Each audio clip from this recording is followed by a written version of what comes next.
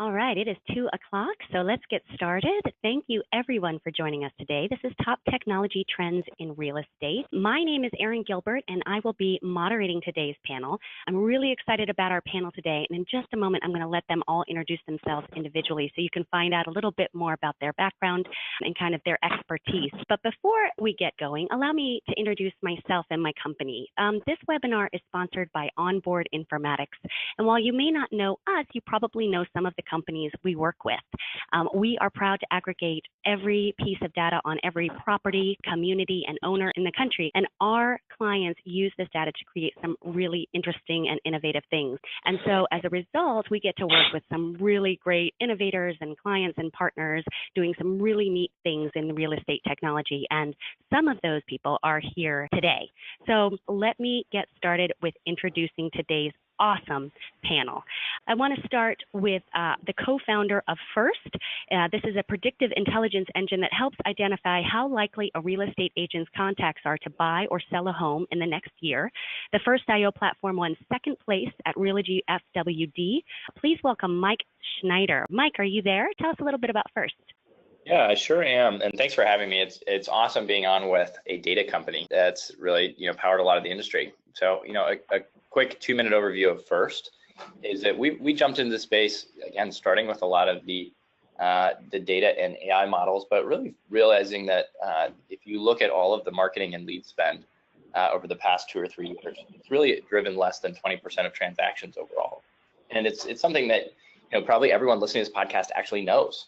Is that vast majority of agents' business comes from their network, particularly as they get further along in their career. But one thing that stays constant is their time. They just don't have any more time to follow up. And it's really interesting as we've started to look across now all the different marketing assets that go out and kind of the stay in touch marketing. What we found is that personalized touches and conversations really actually what drive those conversations. So when you have an expanding list of past clients and connections and then leads that you've nurtured, it becomes really hard to figure out how to allocate your time. And so that's the problem that we're really solving is we can help you connect with someone who's going to be selling and really get ahead of the best opportunities that are already in your network that you already have a relationship with and connect with them 6 to 9 months before they start listing. So sometimes they're just starting to think about, should I be upfitting my house or selling it? And you get to be the trusted advisor that kind of steps in. So really our platform is about helping you not just put people on some form of automated drip and just another marketing system, but where should you invest time relationally in a way that's going to lead to growing your listing business and kind of creating some of that serendipity, but it's powered by incredibly powerful data and machine learning that's incredibly accurate now at targeting who's going to sell next. So Mike, do you guys know if someone's going to sell before they know? Sometimes we do. It's actually a really good question. The way to think about how this model works is that these people have all the pressure on them to move. And so, we actually, I have a quick anecdote that we're going to put up on our website too, but we had talked to a friend of mine. I like to use the app myself. So I called up a friend and she said, I am for sure not moving. We just did an addition to our house. And then 3 months later, she came back and said, you know what? I hadn't known that our school district had been redistricted. We are in fact thinking about selling. And she did sell. So those are the types of things that our model can track that you might not yet know, but that, is going to ripple through those neighborhoods over time. Do you guys have any idea of how accurate your predictions have been so far? Are you still aggregating that data? Yeah, no, it's actually really great to look back now. I was actually just walking one of our current agents through how his use of First has worked over the last year. So at the very top of our model, like when you run your contacts through, assuming they kind of are evenly distributed, it can be as many as every 3rd or 4th person at the top of that now list is going to sell in the next 6 to 9 months. So in his case, we looked at the top 151 people we had recommended to follow up with in 2017. And 42 of them moved. So that's a quick snapshot. It's not just about kind of scoring and then marketing broadly. It's which 150 people. If you just have time to meet with 50 of those, every 4th one of them would have sold. So it's definitely worth his time to get coffee and connect with them. Very cool. Well, thank you so much for joining us, Mike. We're thrilled that you're here. Yeah. And for the hundreds of people that are now on the call, if you have any questions about predictive analytics or about how this data can help you or what you're doing next year, Mike is definitely an expert in that field. Next, I want to introduce the founder of Pathway RE, the real estate industry's only fully integrated platform. A technology innovator, he is one of the tech speakers for the National Association of Realtors and has nearly 10 years of experience in real estate technology. Please welcome Jack Berube. Hello, Jack. Can you tell us about Pathway and your experience in real estate? Yeah, absolutely. And thanks likewise for having me on the call today. Pathway is really the culmination of several years of experience in working with various real estate technologies. As you mentioned, I've been in the business for a little while, and I started out as a realtor, moved on to being a brokerage owner with multiple offices. And through that, I started to experience the pain that any agent who's really being honest about this would say is, what technology do I use? Which ones do I invest time and money in? Which one's going to create the best overall experience?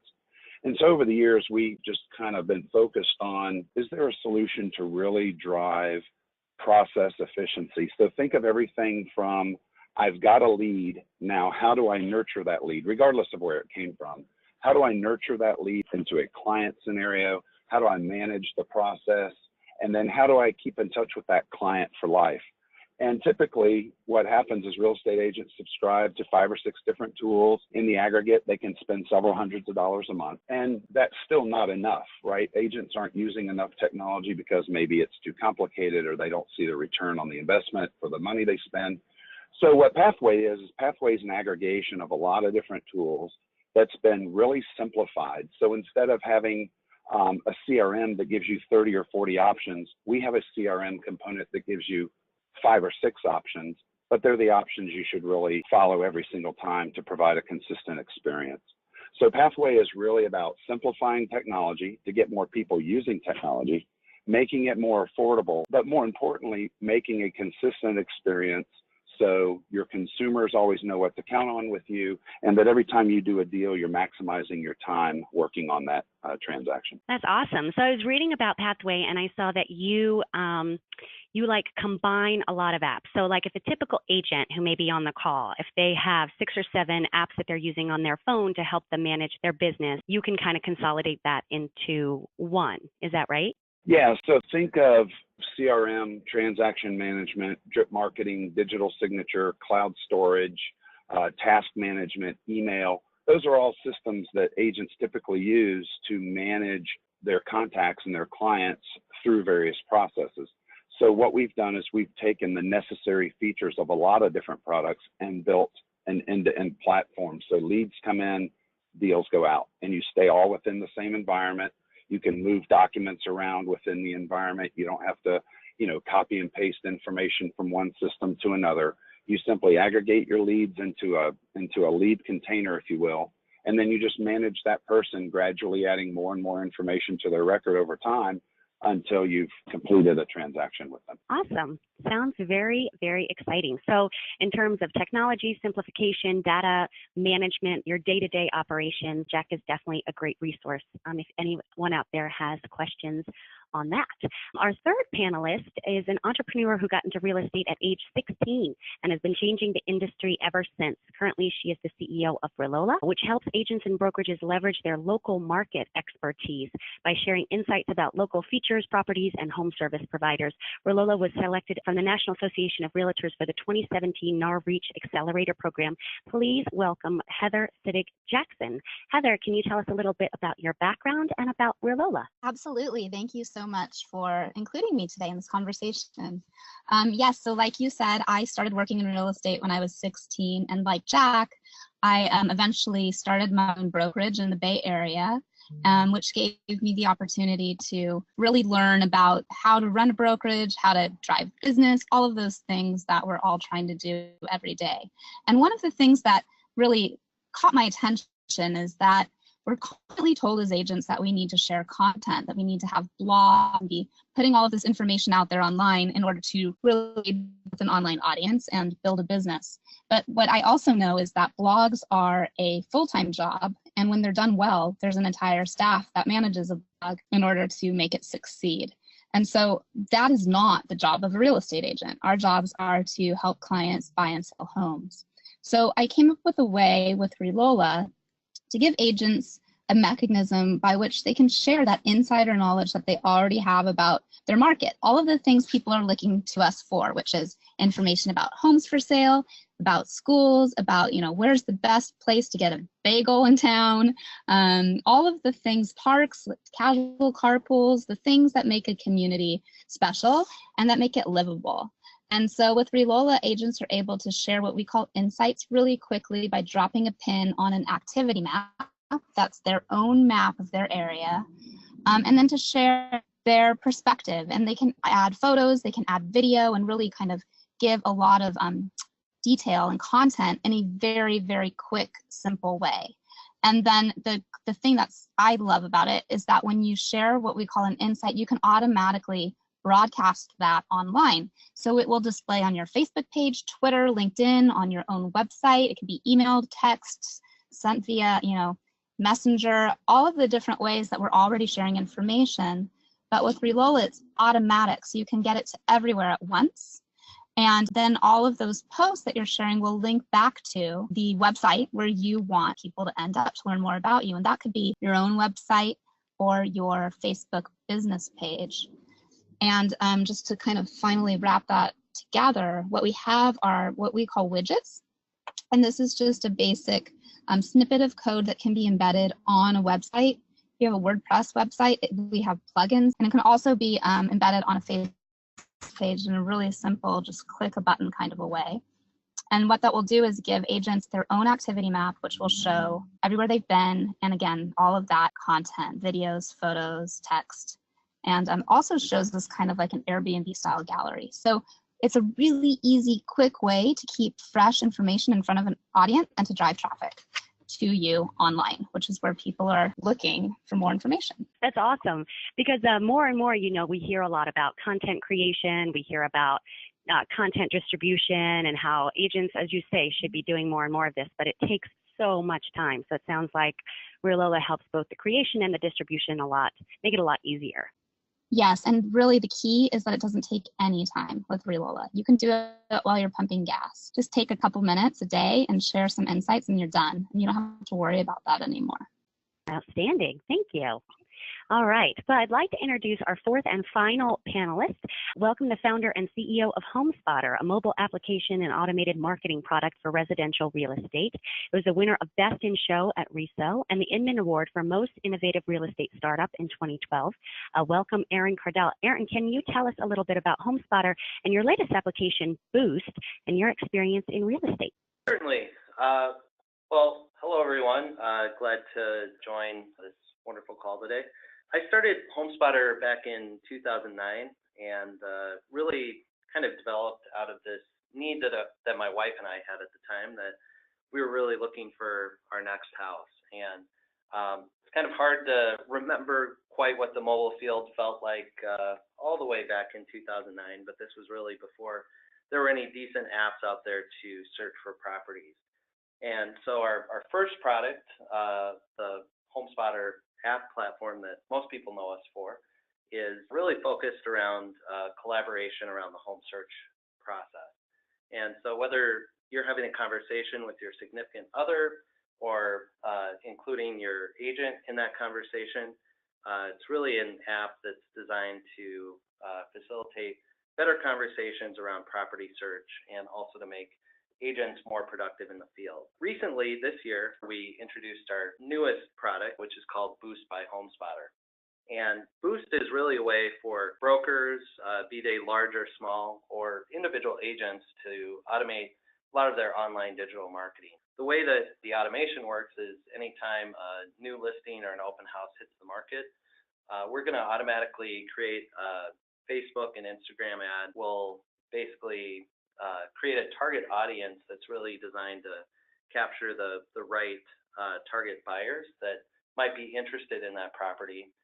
We come up with a lot of the creative around it automatically, but really the agent or the broker has final editorial control over everything.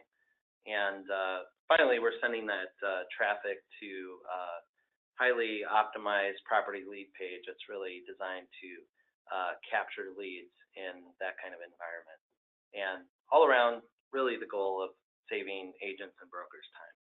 Yeah, it's awesome. I've been looking at it online, and the ads are beautiful, and it's like magic. They're just instantly created. They're posted on your behalf, and you don't have to do any of the work of like figuring out your target audience and all this stuff that, I think a lot of agents and brokers know that Facebook advertising is effective, but it is time consuming and it requires constant monitoring. So the fact that you can speed up that process is great. Any questions about automation, I would say, and we also have a great representation of task management. We have predictive analytics. We have a nice variety of things going on in terms of our panel and their expertise. Let me start with a general question for the group, if I can.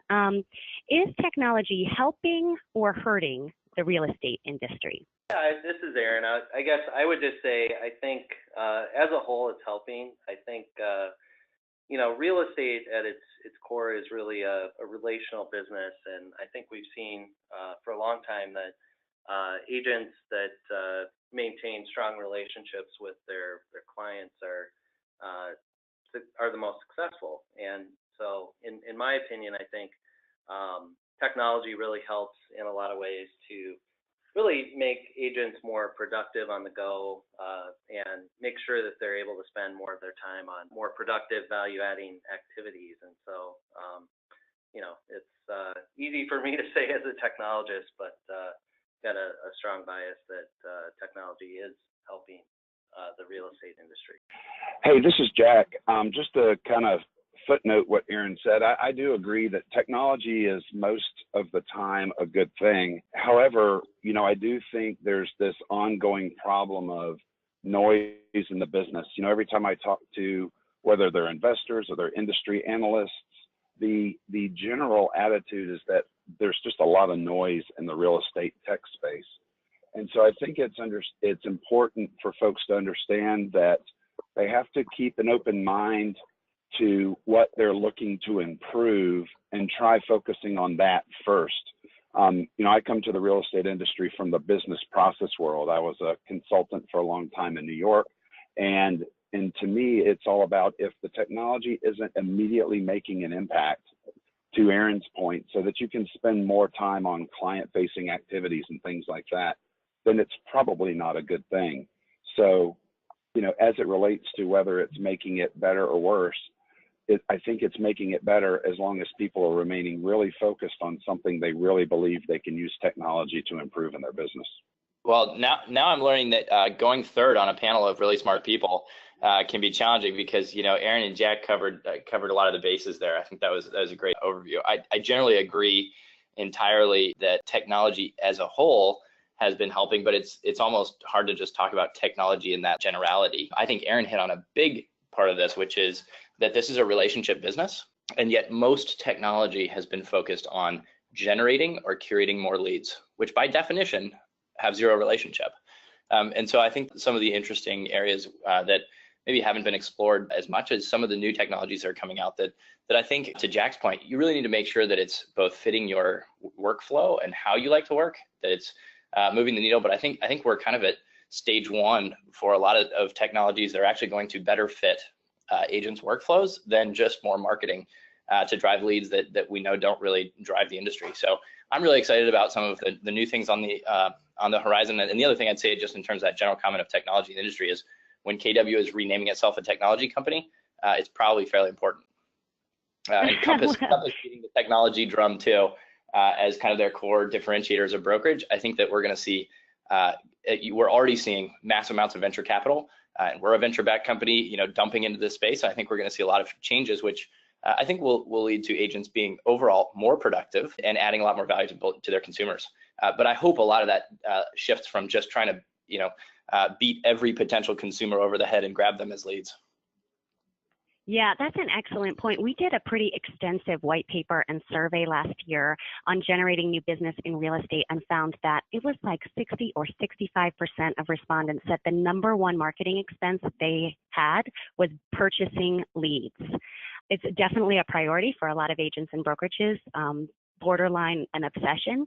And I agree that at the end of the day, it's a face-to-face, it's a very intimate decision for a lot of people. You trust your real estate or your brokerage, and it's a relationship, as you said, a relationship industry and business. So the kind of stuff that you guys are creating seems like maybe moving the technology in a way that agents can be a little bit more comfortable with, and it's not just about lead gen. Leads are great, but relationships are probably going to make you more money.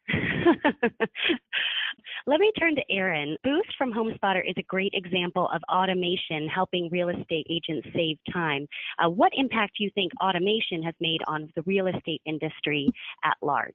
In general, I think it's made a huge impact. That being said, I feel like we're still in the very early stages of the impact that we're likely to see from automation. We're seeing a lot now in terms of what automation can do from a marketing perspective. I think, there are a lot of great tools with Mike's company and First that are able to identify really kind of what the key prospects in your own existing network are. And so I think there are a lot of these tools around relationship management and marketing that, we've seen the biggest impact of automation from thus far. Where I think there's still a long way to go, perhaps, is really in kind of those final stages of the transaction.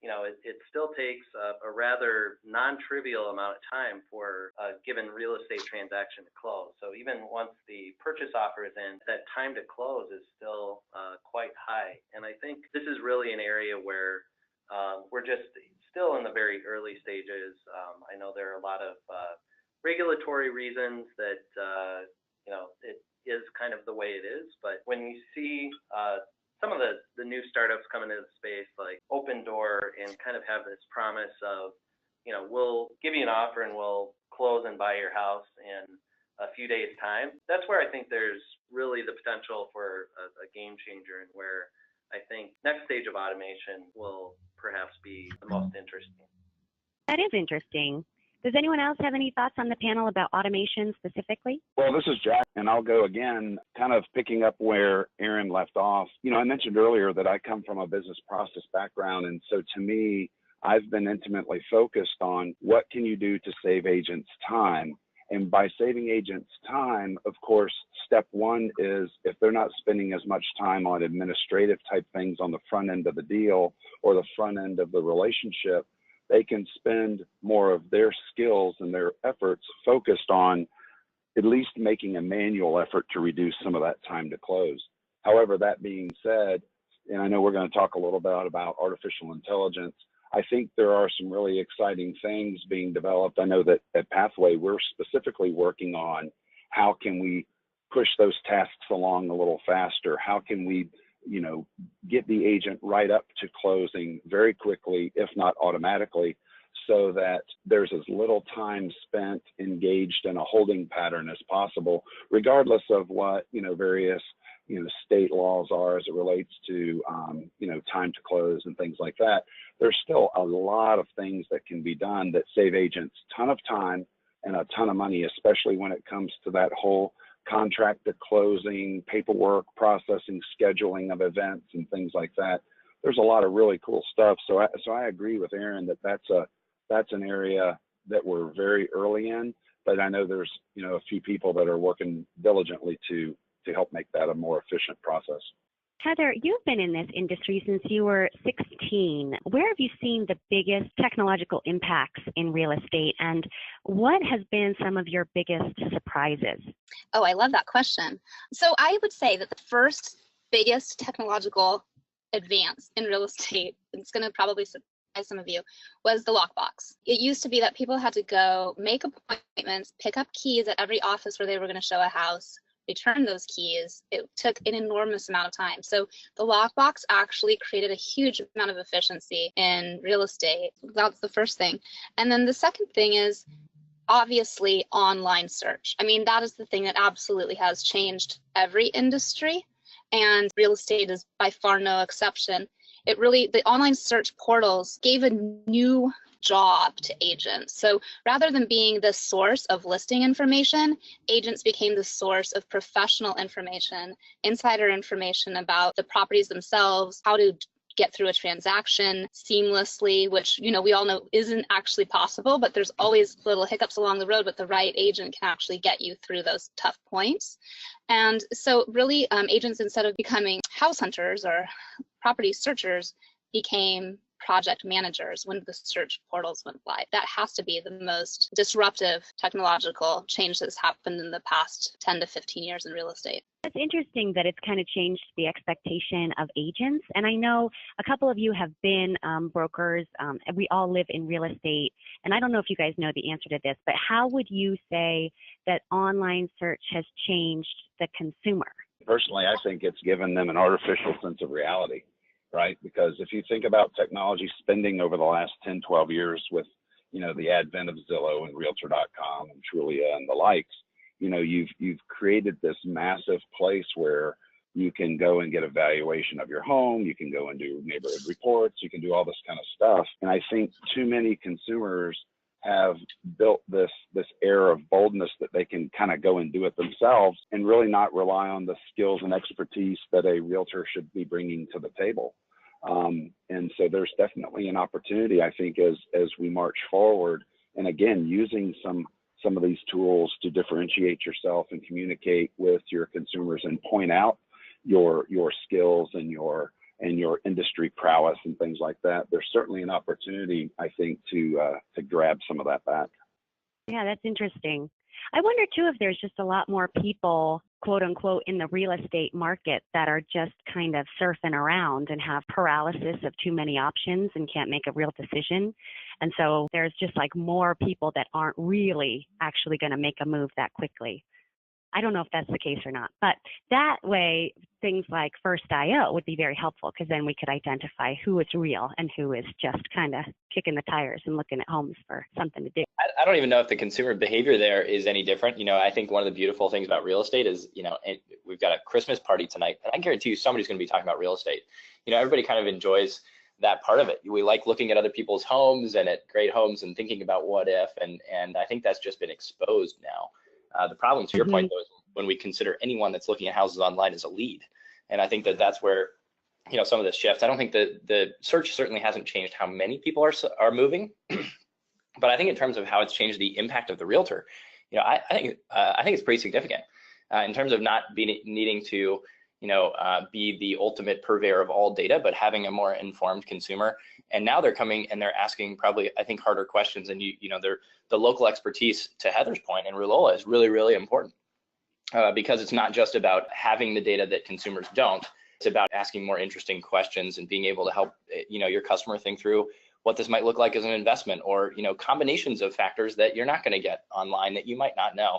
And so I think a lot of the role and time has hopefully shifted to, how do you build trust? And actually, I'm writing this article about how doctors are actually becoming more like lawyers, because as AI and data is moving into some of the medical realm, AI is starting to get better at diagnosing certain types of cancer. But what becomes more important in lieu of that is bedside manner and how you're rated. And I think the same has been true for real estate agents is, the more data we have and the more things you have to provide value, I think the value just shifts higher up in the chain. So I think overall it's been a good thing. So speaking of AI, there are some really hot technology topics out there. AI is definitely one of them, chatbots, machine learning. Does our audience need to pay attention to all of these trends? And this is for the group. Or are there some things that you see taking longer to advance or to impact our audience directly? So in other words, can we ignore some of these trends? Because keeping up with all of them can be overwhelming. Like, what's important to the people on the call? I think the answer is you absolutely cannot ignore these trends, and you have to pay attention to your own behavior in your own life, because outside of real estate, all of this is affecting you and how you interact with technology and with the world. But there's just one thing that I want to mention here that I think is really compelling, and then anybody can say anything. But with Relola, we ask agents what they think a property will sell for. And we have compared what agents think a property will sell for to estimates from other very large companies that you've heard of that provide property valuations online. We analyzed 4,000 data points here, and we were able to demonstrate that real estate professionals are 177% more accurate at determining what a property will sell for than an AI, and two very top leading companies that provide estimates. So what that means is that AI will actually be enhanced when we add that human factor. And so what I see as the future of AI is actually AI that's enhanced by user-generated content from actual human beings.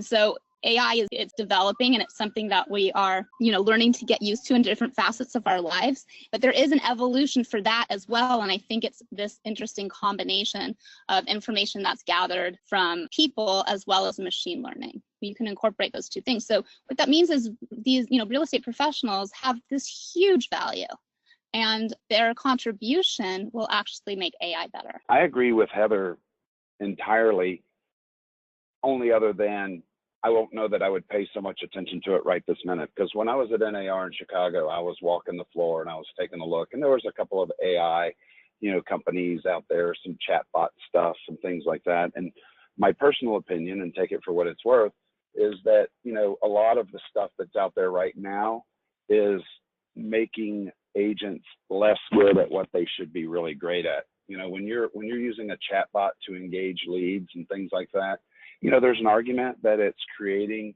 a more rapid response or a quicker engagement with that person. But I think there's enough people out there that are surrounded by chatbots so much that they kind of get sick of it, and they should really be, the realtor themselves should really be focused on personally engaging with that person and building that rapport right out of the gate. Our specific position is, and this is the part that I was agreeing with Heather on, is that my last business before starting Pathway was a back office management company, and we worked in 37 states in the US and 4 provinces of Canada. And so one of the things we're trying to do with AI is take those best practices that we learned in those different states and use those best practices in an automated environment to help agents do the deal more quickly, right? To think about maybe there's something they don't do in their normal course of business, and maybe recommend tasks to them, or even better yet, do the task for them automatically. So, our position on AI and what's coming is really process oriented, not necessarily lead gen / contact management oriented. I'd love to jump in. I just have 2 things. When it comes to AI and machine learning, I think you got to think about 2 things. And one is, I don't think agents should be worried about it at all, right? To Jack's point, the first things that it's going to solve, it is going to be how do we just deliver data to consumers, similar to search, right, in a conversational interface. And so a chatbot, is just a lower form. It's not something that's going to replace you. If anything, again, it's going to, increase the value of real connection. And a good example here is when the ATM came out, people thought bank tellers were going to be out of work, but bank tellers actually stayed constant. In fact, they went up a little bit because it became a way for banks to differentiate on service. So I wouldn't worry about it, point number 1. And point number 2 is, I would say, beware of buzzwords. There's a lot of people slapping AI and machine learning on websites that have renamed one of their developers their chief data scientist. And it's actually really hard. You have to have data at scale. You have to have teams of PhDs, and you need to be pointing it at a real problem. And I think a lot of the things that we're seeing that are being pointed to and heralded as, machine learning is, improving on postcard conversion, which we all know is less than 1% conversion anyway. So I think that it's one of those things where I mentioned it at Inman on stage that I'm excited when we no longer talk about machine learning and AI the same way that you don't think about how many microchips you bought last month. You bought a phone, you bought a Fitbit, you bought some presents for Christmas that are all powered by microchips, but we don't actually talk about those things. And so the fact of the matter is, I would say, focus on what are you buying? What is the phone claiming to do? And does it work better than, the old one you had? So I think that, it's very, very complex. We've got PhDs on staff that have their PhDs in, experimental particle physics. And I can't understand half of the things that they say, but I look at the results, and that's what really matters. So I would just say, I wouldn't worry about the buzzwords. I'd focus on the phones that are being built and the the Fitbits for this industry, and let's see. I think there's going to be a lot of really exciting things that couldn't have been done before without the data and the compute power we have today. Excellent point. So focus on the results. I love that. And also there will continue to be value in real person contact and real person knowledge, like what Heather was talking about with the AVM. That's incredible. So speaking of famous AVMs, the founders of Zillow transformed the travel industry with Expedia. And then in 2006, they did the same to real estate. So in many ways, they single-handedly changed the real estate space, as we've kind of discussed already. Does anyone here see something like that shaking up the industry in the coming years to the same extent? What companies or concepts do you guys think should be on our radar? I know we spoke a little bit earlier about open door, but is there anything else that you see that might really be a disruptor down the line?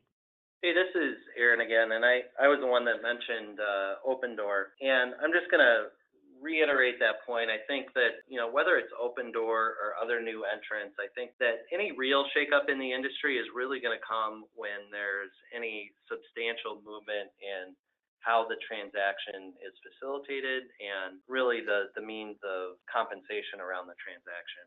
I think the way the industry works today, despite the very real impact that Zillow has had, at this point, and it might be an unpopular opinion, I think they're, not particularly a disruptive company at this point. I think they get a lot of, stage time at Inman events about people worried about Zillow, but they're, really actually pretty tightly aligned with the industry at this point. And I do think it's going to be, whether it's new entrants like Open Door or others that are looking at, how does the transaction itself change that have the greatest potentiality for impact in the coming years. Does the rest of the group agree? Yeah, I generally do agree. I think that I also really like how the team at House Canary is thinking about things. They really are chipping away from a big data approach on kind of that valuation, and that's really to get to a place where they're now within 2% accuracy of where homes actually appraise.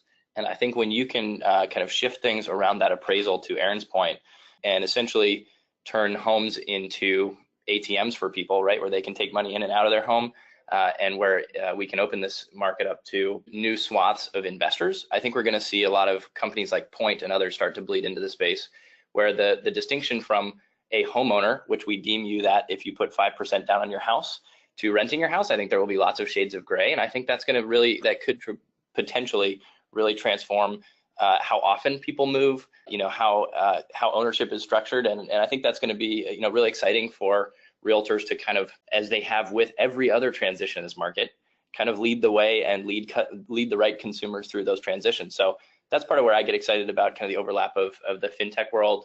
And to Aaron's point, a lot that's happening around the transaction, around the appraisal, that I think could really start to shake up kind of how we think about home ownership and transitions, and make for a much more mobile population. We have a question from the audience. Randy asked in regards to this conversation. With regard to what's after Zillow, it seems the effort is generally oriented around reducing the value of agents. Do you guys agree with that? What do you think? I disagree. I don't think that anybody's out there to reduce the value of agents. I think that the value that agents have changes over time, but there is definitely a value. And in fact, if you think of Zillow makes most of its money because agents pay them. So they need agents they value agents almost more than anybody on the planet. So I don't think there's an attack on the value of agents. I think what there is an excitement, what's next, and real estate is just one of many industries that are evolving over time, and ultimately the driver of evolution is the consumer. So if you're thinking about where is real estate going to go, you've got to think about it with that consumer lens, because consumers ultimately are the ones who are paying for these services. Back to your earlier question, I think that what we're going to see are big changes in the efficiency of the transaction, and that's really where there's a huge opportunity to close a gap. We have 30 to 45 days to close is crazy. It's crazy given how quickly you can buy a car. You can buy a car in a couple of hours, and there are cars that cost as much as houses in some parts of this country. So I just don't think that there's an undervalue on agents. I think it feels that way to some agents, but really nobody is looking at it from that perspective in the technology space that I'm aware of. Yeah, I would say there are a bunch of companies that are trying to cut out agents. I also would say that maybe some of what you're feeling is that there is going to be significant, I think, downward pressure on commissions. So whether you consider that devaluing agents, or whether it's just a matter of fact that with a lot of the tools that we're building and other people on this call are building, you can build a much bigger real estate business faster and more efficiently today. And I think for some agents, that means they are going to start competing on commission. And so I do think that there may be downward pressure on commissions, and that may feel like a devaluing of agents at some level. And this is Jack. I agree with him almost verbatim, because what we've seen, we are tracking even, companies in other countries that are trying to come into the United States. And I think they're, I might use a little bit stronger word, but I do think that there are people who are out to deliberately reduce the realtor population, because there are faster ways and cheaper ways to make money or to get something done than necessarily. I mean, if you think about it from a industry perspective, the real estate industry is really the only mechanism left where a real estate agent is compensated based on a percentage of the value of the home, right? And that's not really something that's mainline anymore. And so agents staying competitive, and to Aaron's last point of being able to build their business up more quickly and spend more time on client-facing activities, is what's really going to distinguish between kind of the haves and have-nots over the next 5, 6, 7 years. And even recently, I was having a conversation with a fairly high-level member of NAR, and they're building into their business model the expectation for the reduction in the industry, and I mean sizable reductions in the industry. So it's something that people should be really focused on, is how do they differentiate themselves and how do they work as efficiently as possible. I talk to realtors all the time, and everyone's heard, hey, I go into business because I want to be my own boss, or I want to be an entrepreneur, or I want to help people and things like that. The biggest thing that I think agents are guilty of, and they need to really focus on more, is not treating their business like a real business, being attentive to what is their effective rate. How many times are they touching a transaction? Because that's a direct correlation to what is their hourly rate at the end of the day. And to the extent that there is downward pressure on commissions and people are saying, hey, I'm going to give you $3,000 to do this deal, you better be prepared to either accept that and maximize profits, or pass on it knowing that you got another piece of business waiting right around the corner. So with that increased pressure and with technology's ability to maybe help expedite some of these processes, if you're looking at 2018 specifically, and again, this is for the group, if you want to be a successful real estate agent, what is the one piece of technology that you cannot live without next year? I'm going to say the obvious, and that's your phone.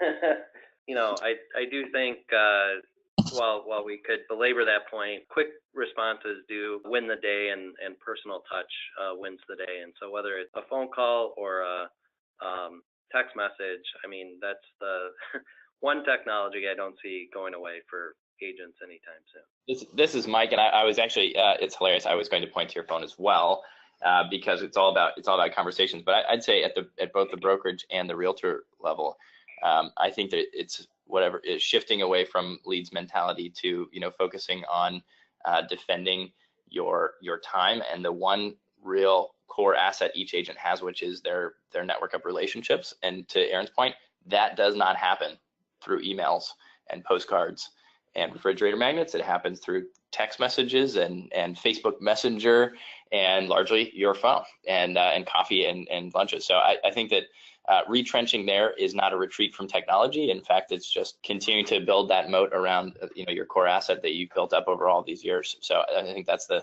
one thing you can't live without, and there's lots of technologies to help you get there. I'll just go back to something that I mentioned earlier. Whatever it happens to be, I think everyone needs to take a strong look. I mean, we're going into the holidays. For most of us, it's a little bit slower period of time.